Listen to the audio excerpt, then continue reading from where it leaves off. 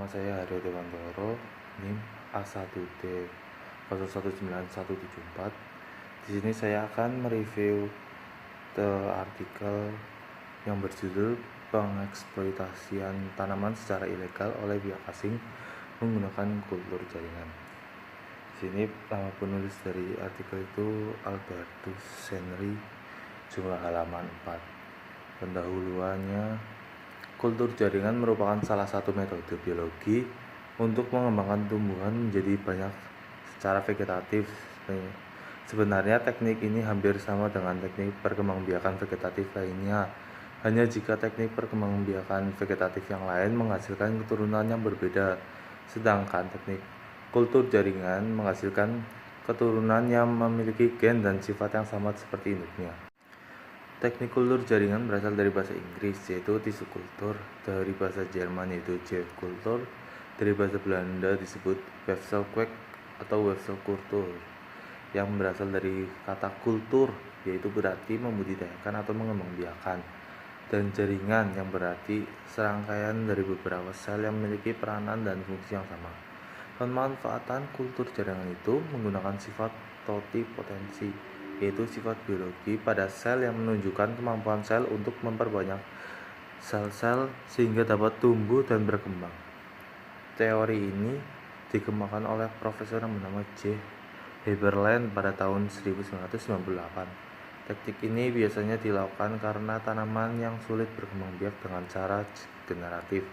Adapun tahapan dalam melakukan kultur jaringan yaitu pertama, membuat media, yang kedua inisiasi, yang ketiga sterilisasi, yang keempat multiplikasi, yang kelima pengakaran, dan yang keenam aklimatisasi. Kemudian dari latar belakang masalah, bioetika itu berkaitan tentang rasa menghormati seorang dalam melakukan penelitian atau pengobatan. Seperti contoh, kita tidak diperbolehkan mengkloning orang karena kita sudah diciptakan unik apa adanya. Jika kita melanggar itu, maka akan terkena sanksi. Sedangkan dalam kesehatan, dokter harus bertanggung jawab atas perencanaan dan pengobatan si pasien. Jadi dokter tidak diperbolehkan untuk melepas tanggung jawab terhadap pasien. Karena jika kita misalkan mengkloning manusia, maka dapat merusak peratanan peradaban manusia yang sudah dibangun sejak dulu. Misalkan ada seorang yang dikloning, maka dia akan dibuat supaya gennya dapat memiliki ilmu pengetahuan yang khusus, maka seluruh negara akan berlomba-lomba mengkloning orang tersebut. Tidak bisa kita bayangkan satu manusia dan kloningnya akan menguasai dunia. Karena hal itulah, maka dunia membuat bioetika atau singkatan etika moral dalam bertindak suatu.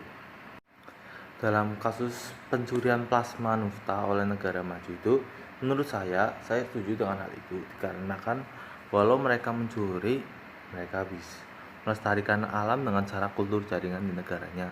Paling tidak dengan menambah populasi pohon, kita bisa mengurangi global warming yang saat ini sudah semakin parah.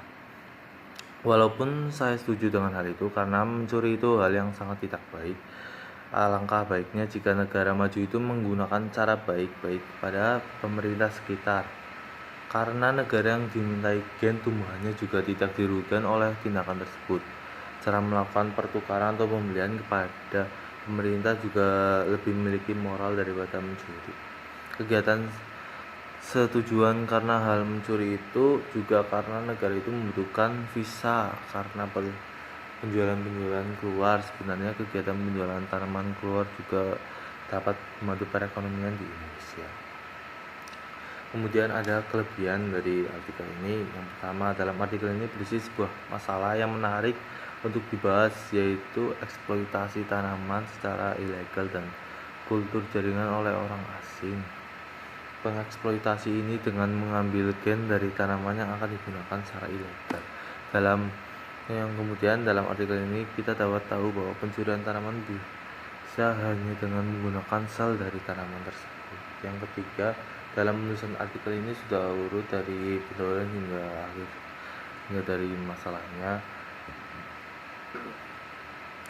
Kemudian ada kelemahan dari artikel ini. Yang pertama, dalam artikel ini masih terlalu berbelit-belit dalam penyampaian pokok bahasanya. yang akan disampaikan. Yang kemudian ada beberapa penggunaan kalimat yang masih kurang dimengerti dan dipahami. Yang terakhir, dalam artikel ini masih kurang jelas dalam penyampaian negara mana atau pihak asing mana yang ingin mencuri gen dari tanaman tersebut. Terus kemudian kesimpulan dari yang bisa dapat dari artikel ini ya, pengeksploitasi tanaman oleh pihak asing menggunakan kultur jaringan sangatlah merugikan bagi pihak kita sendiri, karena secara legal kita dapat mendapatkan keuntungan yang lebih besar dari menjual tanaman tersebut kepada pihak asing. Kemudian pihak asing juga, karena pihak asing itu melakukan pengeksploitasian secara ilegal, mereka mendapat keuntungan yang lebih besar dengan dijual pada pasar gelap, yang membuat pihak asing itu mendapat keuntungan yang lebih. Sekian dari saya. Wabillahi taufiq wal hidayah. Wassalamualaikum warahmatullahi wabarakatuh.